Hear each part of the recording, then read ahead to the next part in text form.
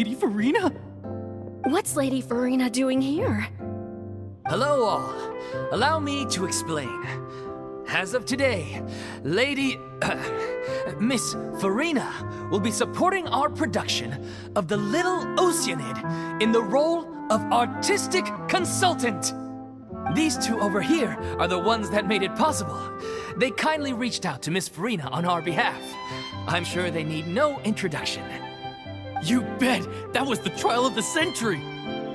You helped bring our director's murderer to justice. We can't thank you enough.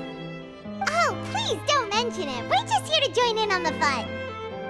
So, you were saying The Little Oceanid? Yeah, that's the name of our final show. It's an unfinished script left behind by our director. One of our greatest regrets is that she never got to complete it. So, if we can bring it to the stage and make it a successful show, we can all take some solace in that. Wait, but if it's not finished, then... Yeah, we've been battling issues on every front trying to realize this dream.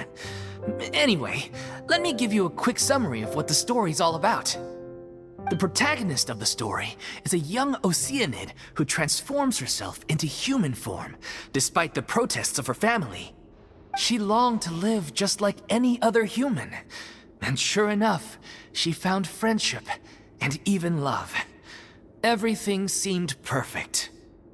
But one day, her true identity was exposed, and her world came crashing down around her. So far, so good. A classic tale. What happened after that? That's one of the issues we've been trying to deal with. Unfortunately, this was as far as the director got with her script.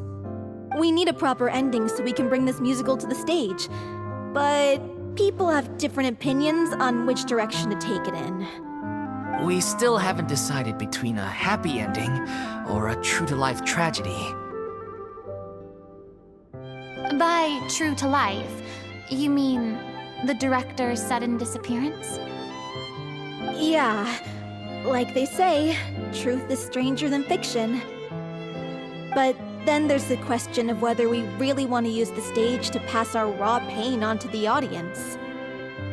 Exactly. A lot of the time, people come to watch a show just hoping for some light entertainment. We have to consider their emotional stake in this, not just our own. And one last thing.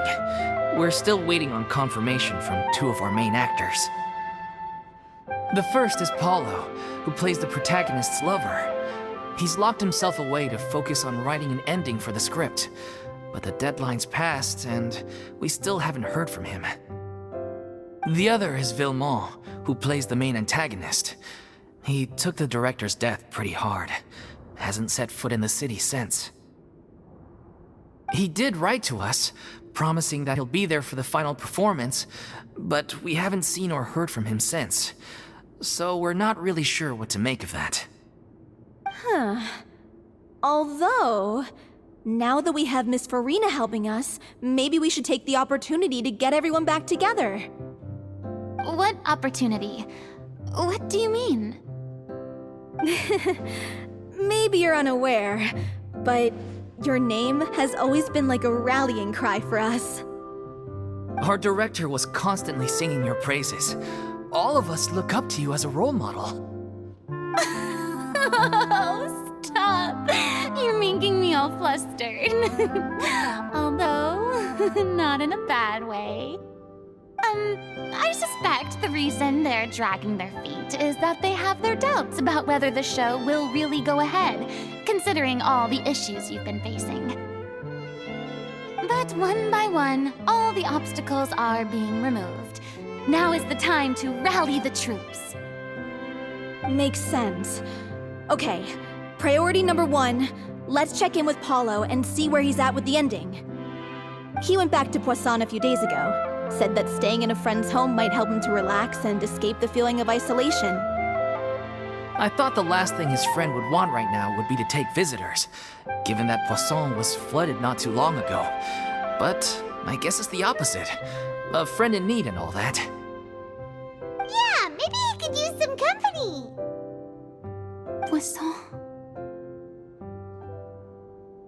nothing. I suppose my presence will be indispensable if we are to restore his faith in the show. So, allons-y. Tout puissant!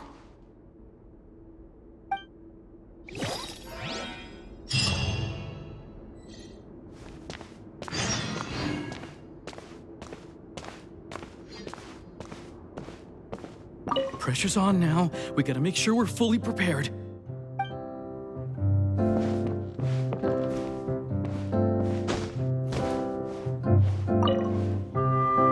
You're off to Poisson to find Paulo, right? Have a safe trip. We'll take care of the troop while you're gone.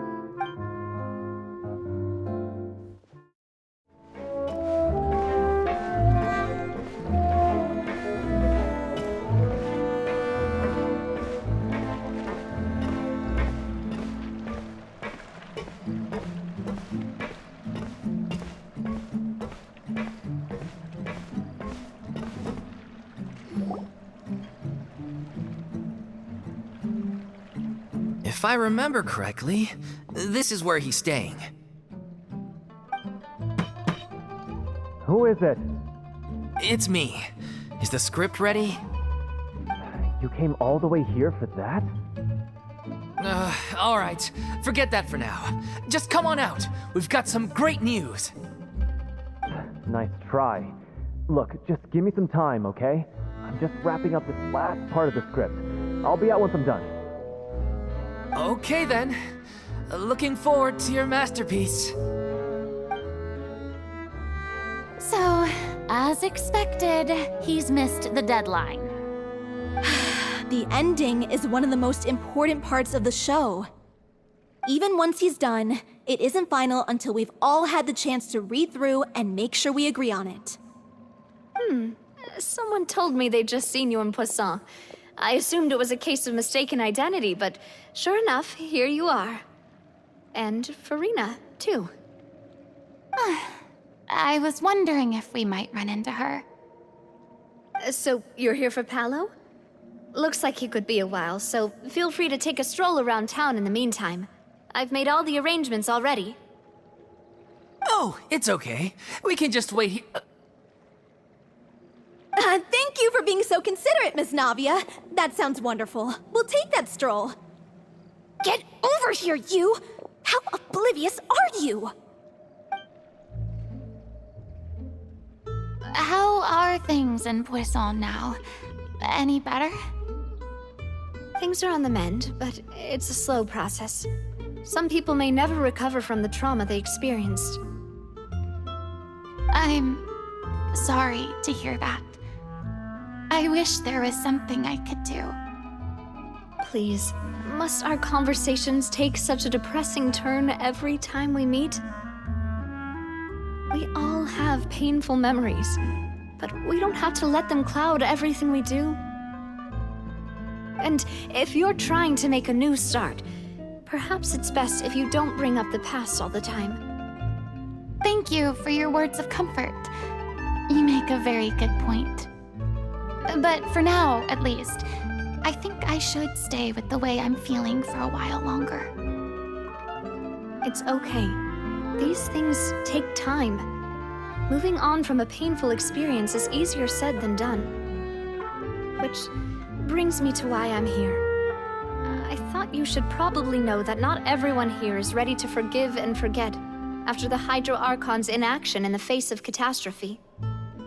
To avoid upsetting the peace, I told the townspeople that everyone here is a member of the theater troupe, and that you are just an actress playing the role of Farina. It's not a perfect solution, but hopefully it means you won't have to lie low while you're here. That's so thoughtful of you, Navia.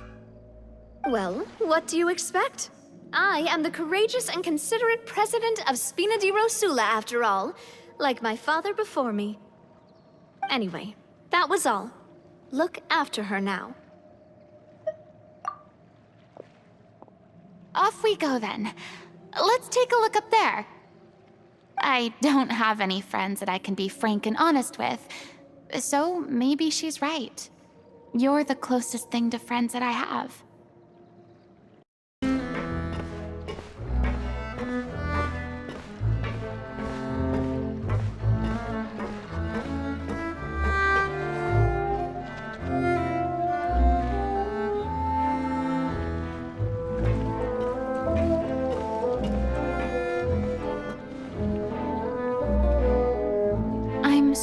grateful that Miss Nafia was so understanding.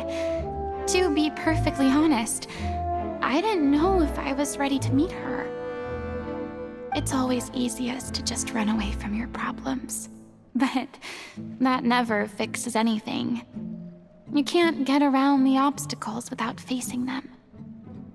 So that's why you were nervous when they brought up Poisson. Yeah. I'd be lying if I said I wasn't scared of coming back here.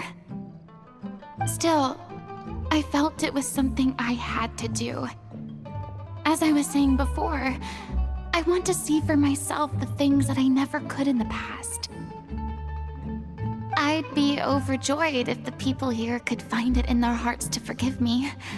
But they're more likely to unleash a tirade of vitriol against me, which, of course, I completely understand and accept. Yeah, I can tell people are watching me. I'm sure some people here see the idea of someone coming to Poisson dressed as the Hydro Archon as extremely disrespectful. I used to be terrified of the gaze of other people, especially when they had suspicion or resentment in their eyes. I guess I wasn't quite ready for this after all. I'm not surprised you're making yourself go through all of this. I can't let myself see only the things I want to see. How would that make me any different from before? Look! There seems to be a crowd gathering over there. Probably time we made a move. How about we check out Spina di Rasula's ship? We should have a view of the whole of Poisson from there.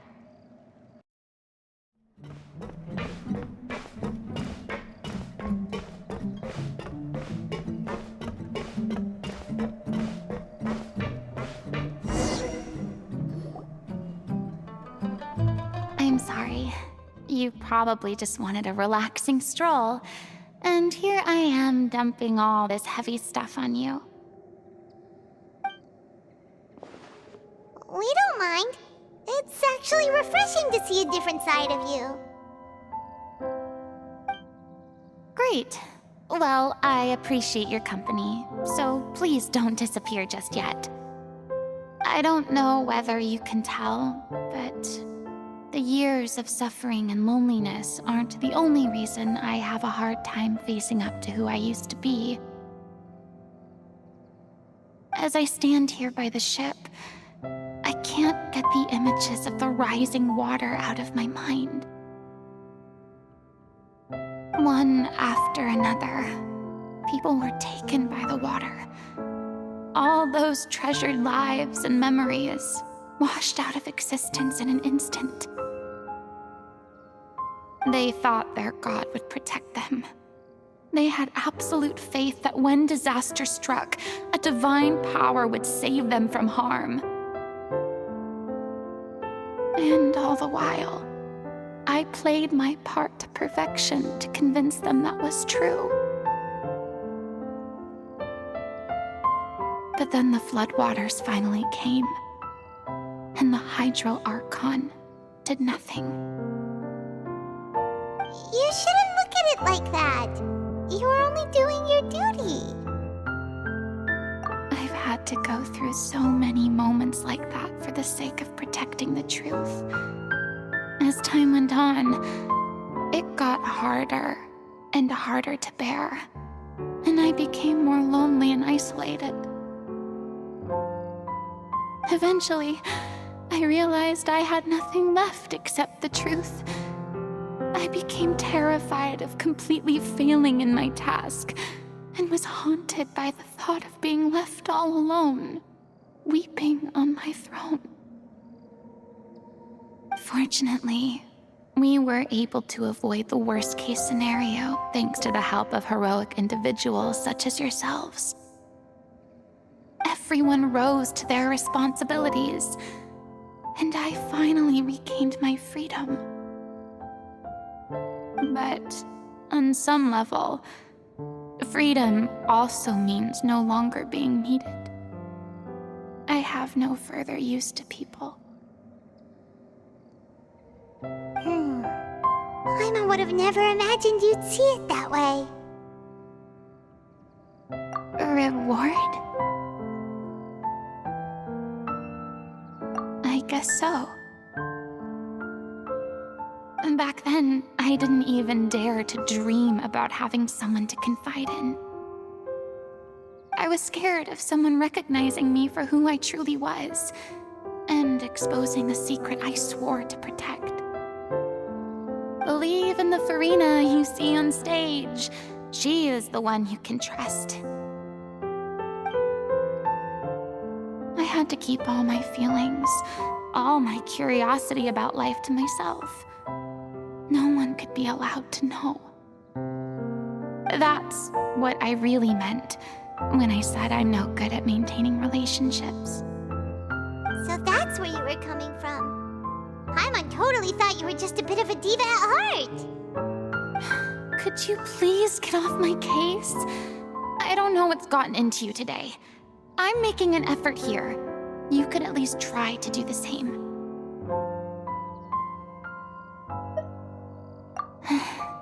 I do. I once had nothing but the truth, and now I'm finally free to live my own life again. And even though I have no idea where I'm going right now, at least the choice is in my hands. All right, it's about time to head back. Paulo should have finished the ending by now. Sure. Okay, let's head back and check it out.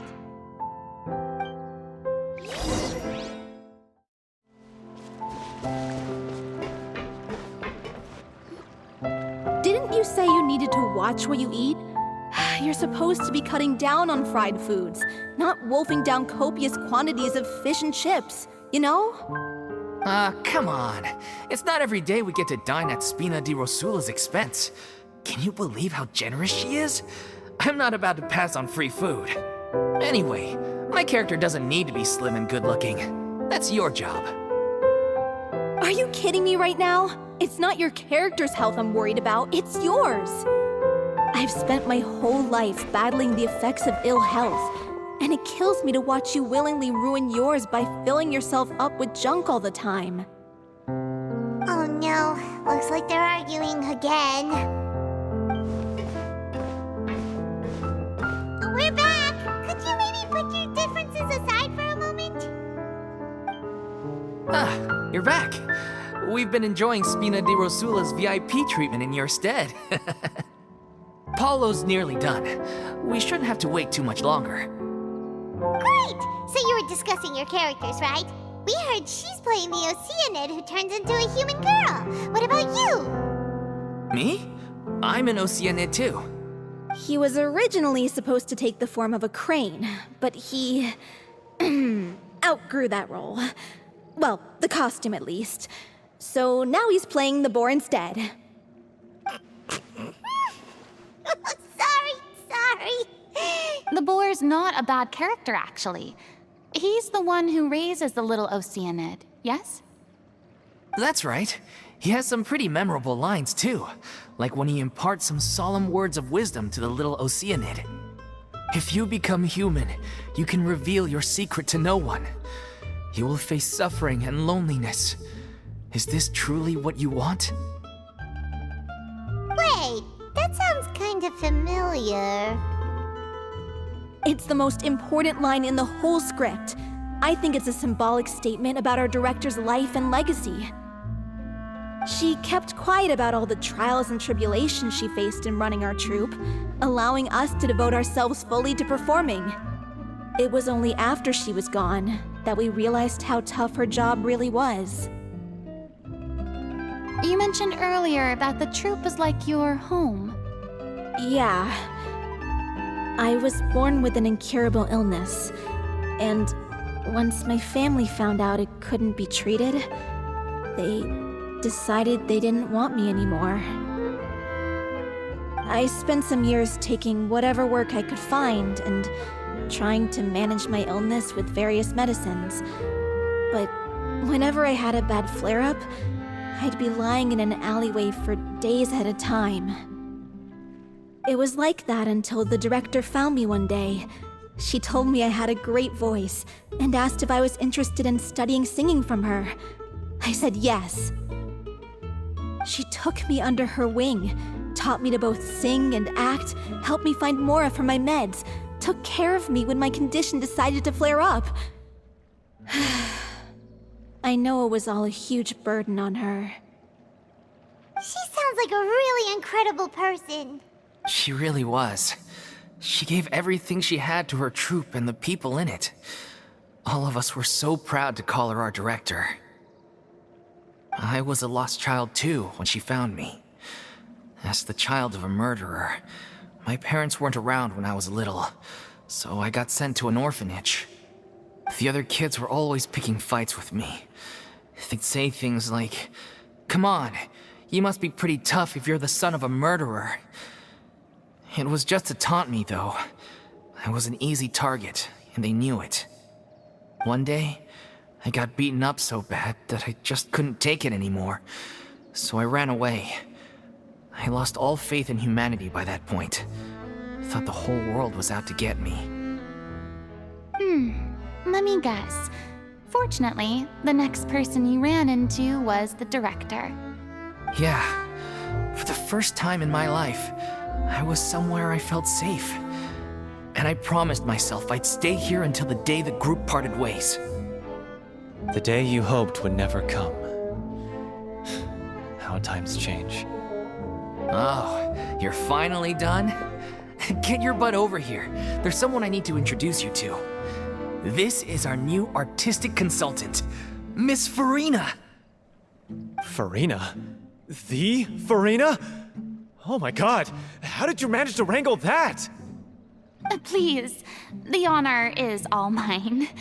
I was profoundly moved to hear about your troupe and your wonderful director. I just wanted to do something to help. Same here. Even so, this is just... Oh, wow. I'm sorry. I'll try to calm down. Now, where was I? Ah, yes, the script, of course. Let me give you a rundown of how the story unfolds in my version of the script. I'm sure you're already familiar with the beginning of the story. A little Oceanid decides she wants to become a human against the wishes of her family. She finds love and friendship in the bustling city, but then disaster strikes. The people start to notice that all the fresh water in the surrounding area is slowly disappearing. The soil is becoming arid, plants and flowers are withering, and the people begin to panic. The little Oceanid, Cleo, and her lover decide to do something about it and investigate the truth of the matter together. In the end, they discover that all the waste and pollution created by humans over the years has caused the fresh water to flee the land, as if driven by a consciousness of its own. Consciousness? You mean the water is sentient? Water as a conscious entity.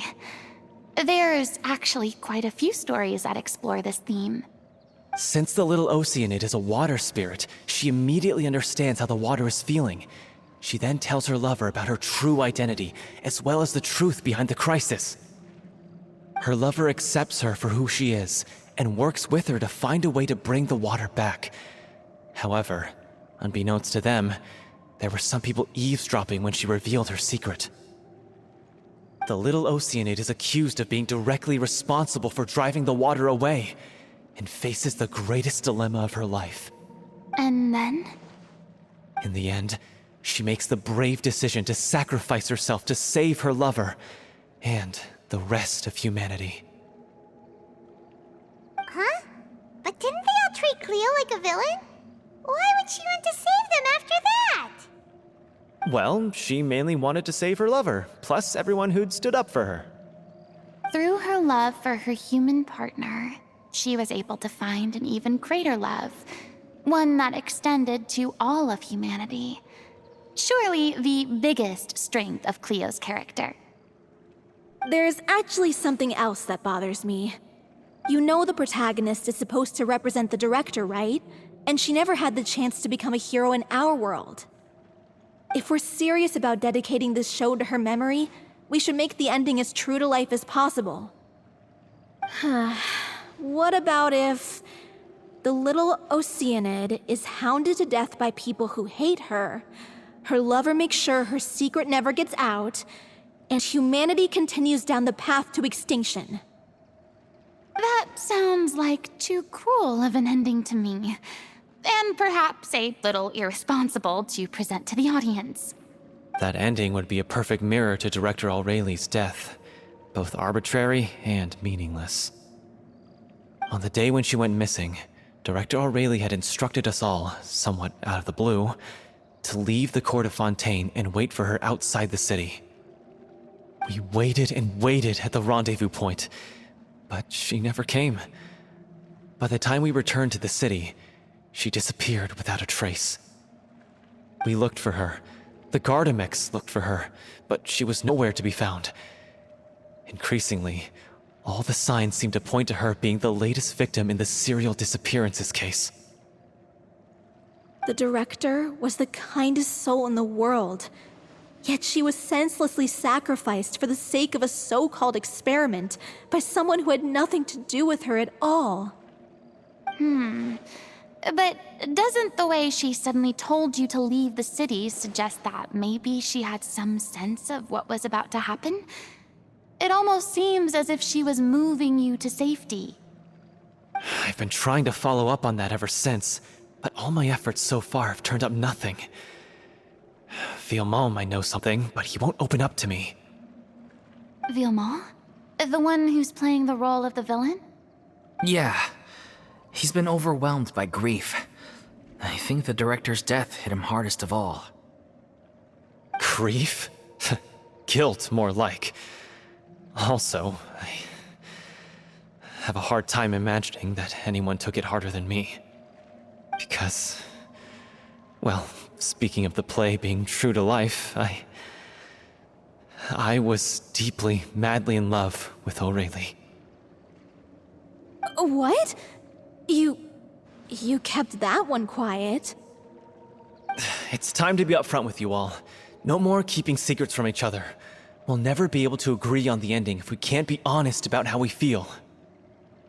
I did tell her how I felt once, but she turned me down pretty much straight away.